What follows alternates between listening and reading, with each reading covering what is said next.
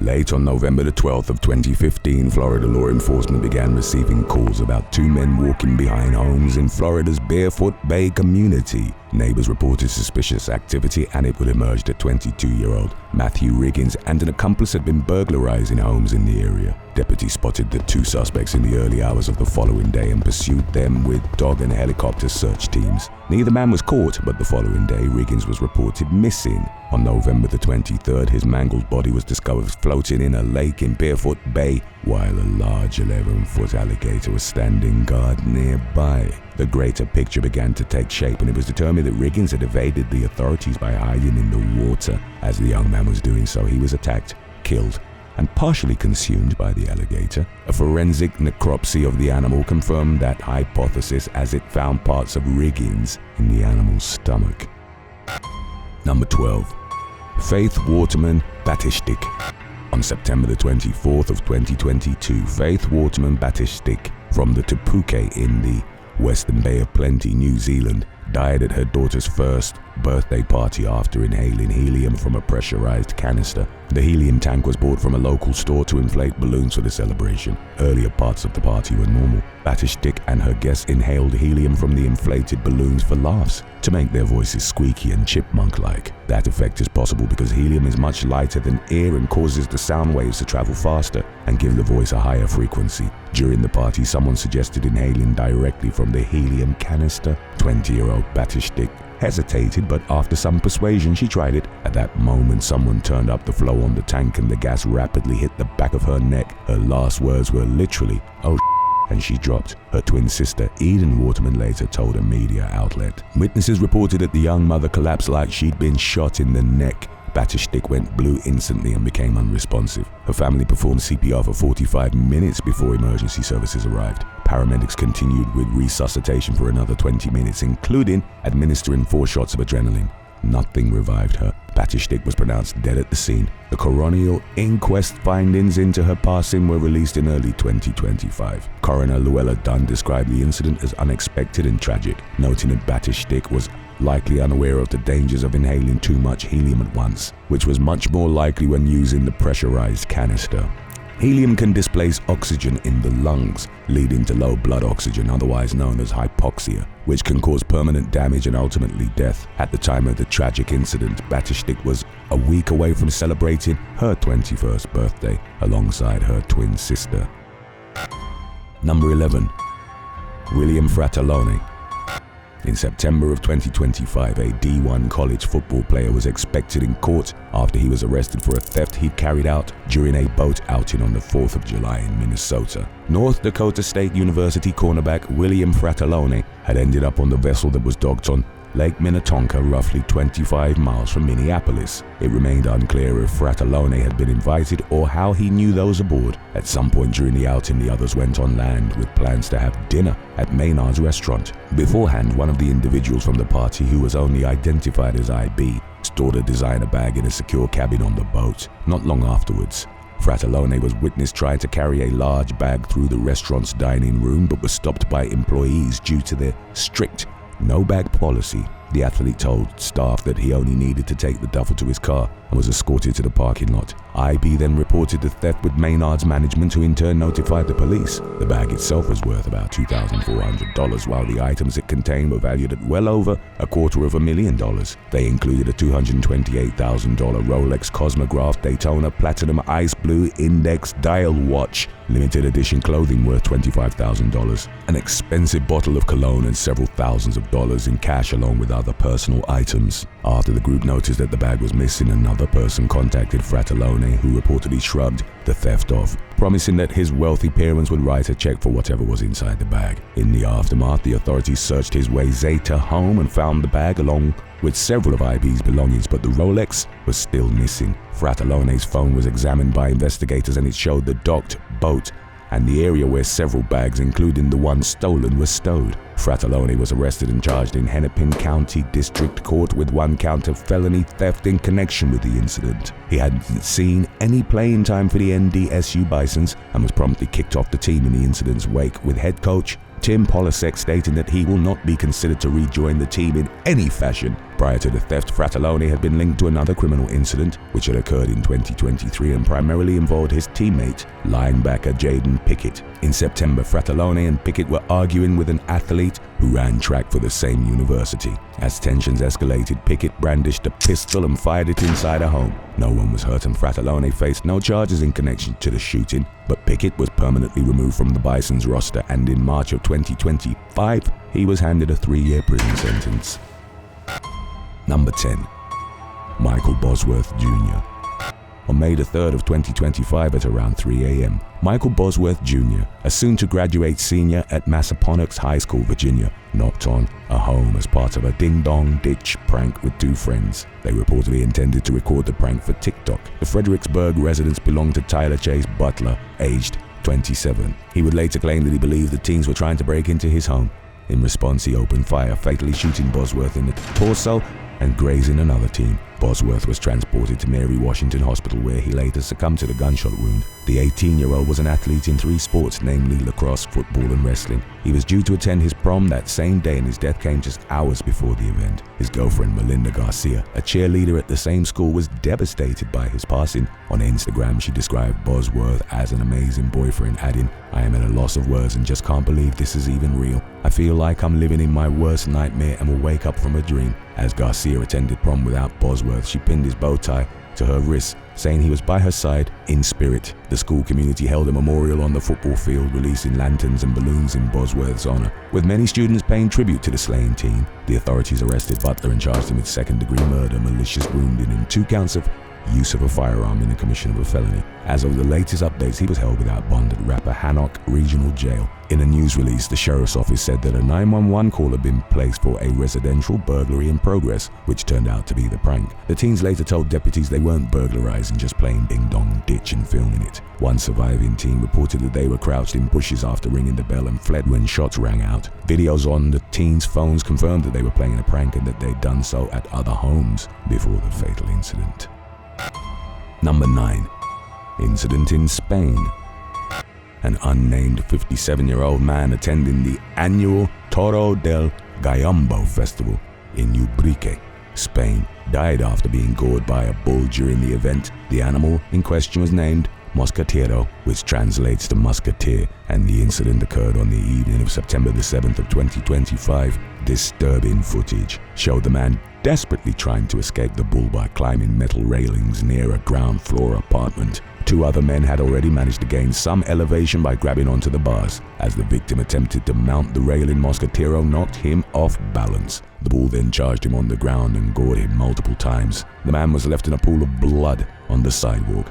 The wounds proved devastating, and he was pronounced dead later that same evening. During that day of the traditional celebrations, the town had released 2 bulls into the streets, one at approximately 12:30 p.m. and the second Mosquetero at 6:30 p.m. shortly before the fatal attack occurred. The man had been among festival goers watching the spectacle, but his identity was not disclosed as of the latest updates. In the aftermath, officials declared a day of mourning in Ubrique. A fireworks display scheduled for the night was cancelled. Flags were ordered to be flown at half-mast and statements were made offering solidarity with the victim's family. Public reaction was immediate. Some citizens placed blame on authorities and festival organizers, proposing that Toro del Gallambo was outdated, dangerous, and reductive in the sense that the local government was allowing for it to continue because it brings them a few votes. One local, Isabel Carrasco Romero, was quoted as saying, "This would have been a preventable death if our council did not promote these kinds of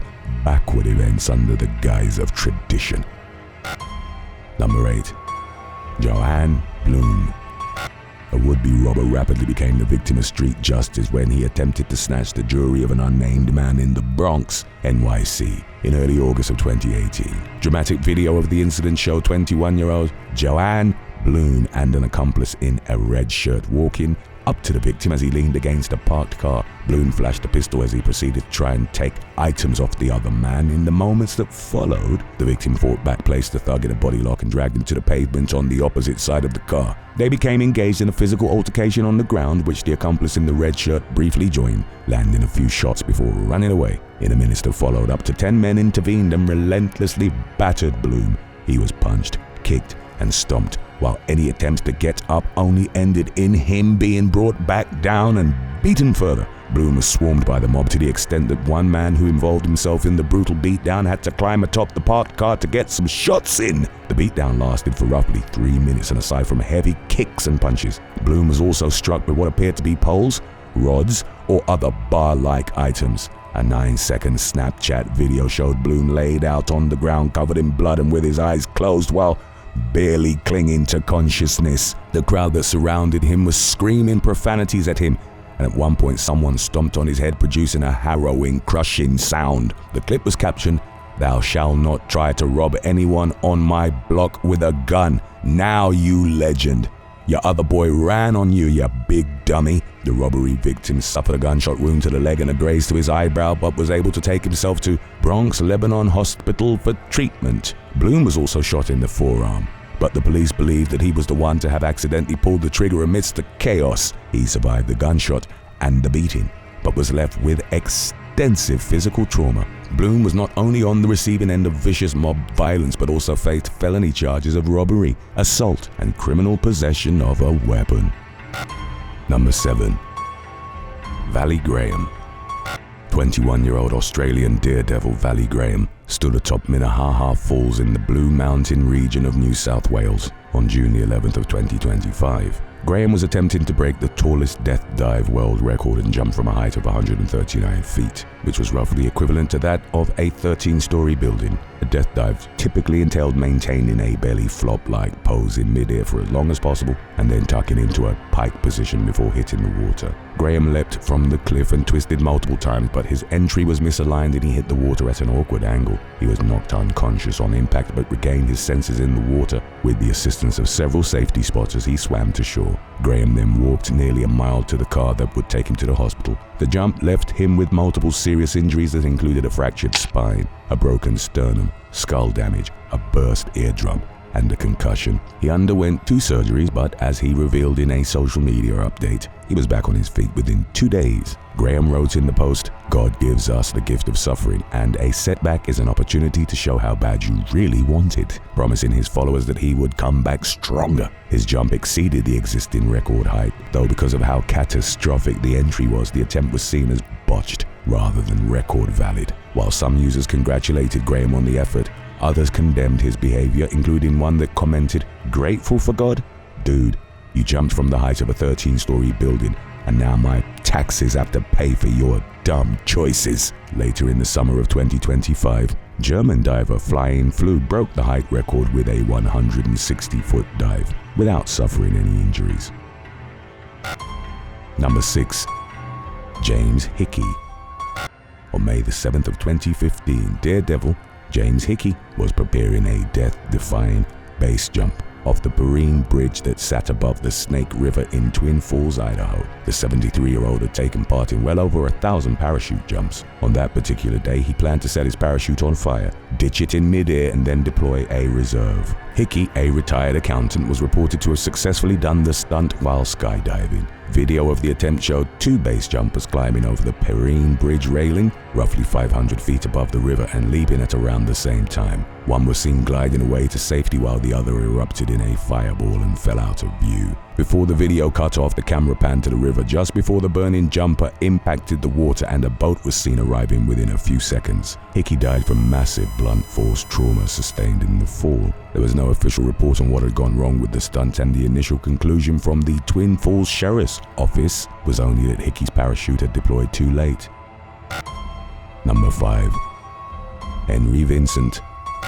In the early hours of April the 4th of 2018, 2 men knocked on the door of Richard Osborne Brooks, aged 79, in Hither Green, southeast London. They forced entry into the residence when Osborne Brooks answered the door, with one of the intruders pushing him inside and the other fleeing upstairs. Both demanded money from the pensioner, whose wife was also inside the home at the time. Osborne Brooks went to the kitchen and retrieved the largest knife from a 6-knife block. At that point, one of the balaclava-wearing burglars fled. The other, 37-year-old Henry Vincent, came downstairs carrying a screwdriver and threatened, "Get out of my way or I'll stick you with this." The homeowner brandished his knife in response. Osborne Brooks later recounted that he stood his ground and said, "I think you're wrong because mine's bigger than yours."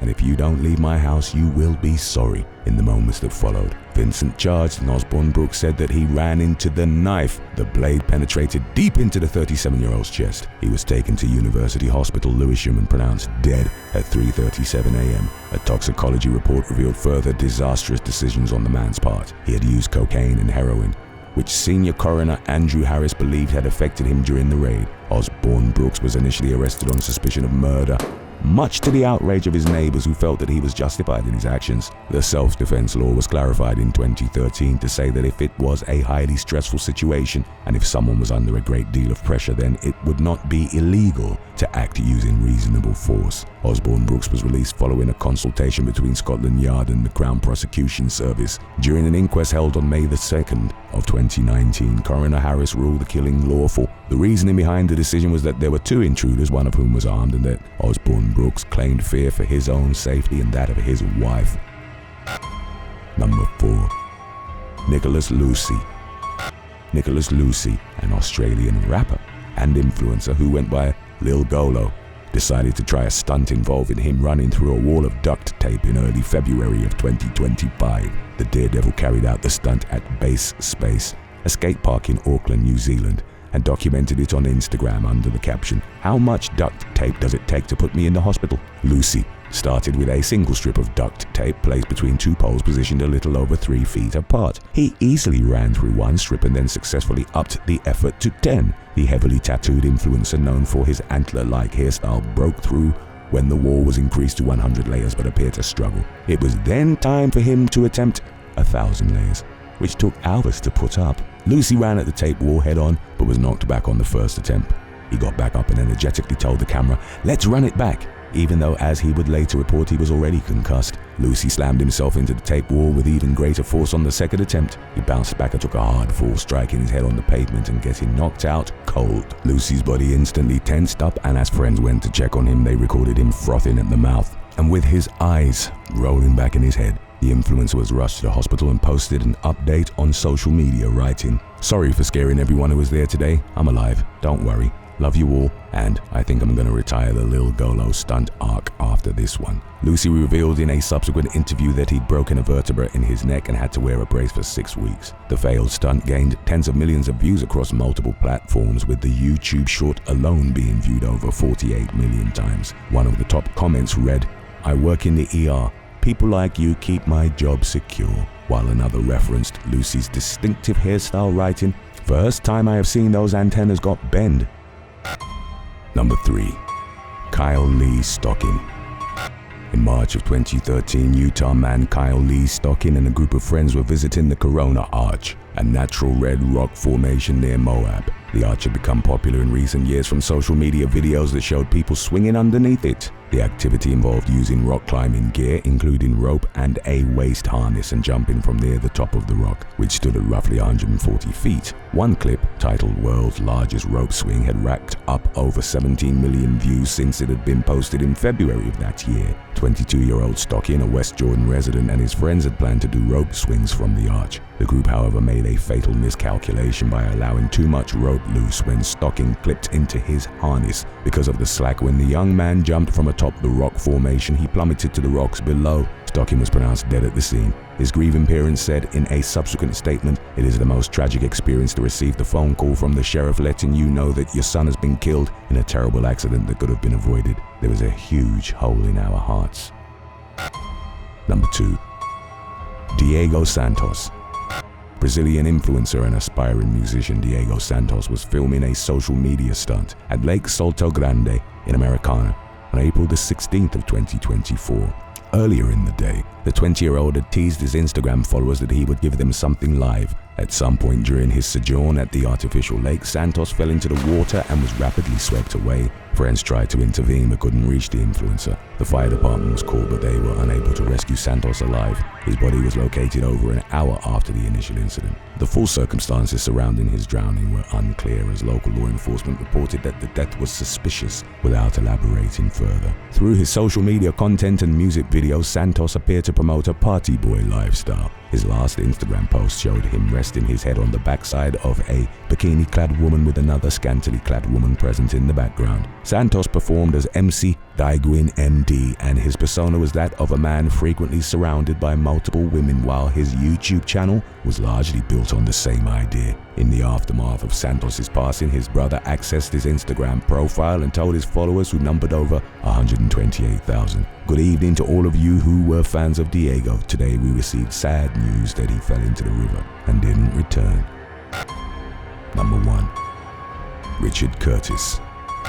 On the evening of October the 10th of 2024 at around 7 p.m., 19-year-old Richard Curtis entered a Marco's Pizza in Austin, Texas with a handgun tucked in his waistband. He quietly passed a note to a cashier and it read, "Don't say empty the drawer." When Curtis flashed the gun, an employee responded immediately by grabbing him and placing him in a chokehold while a co-worker phoned the police. The shop manager then joined the fracas. He retrieved the gun from Curtis's waistband and tried to shoot, but the weapon jammed. After the misfire, the manager used the handle of the gun to strike Curtis, significantly injuring his face. Then, grabbing a kitchen knife, the manager confronted Curtis with an ultimatum: prison or death. Curtis, believing the threat was real, chose the former, stopped fighting, and waited for the police. At least one employee was hurt in the struggle, suffering an unspecified non-fatal injury. Curtis was arrested and later charged with aggravated robbery. He bore the physical consequences of his bad decision in his mugshot, as his face was covered in bruises and he had a sizable gash above his left eyebrow.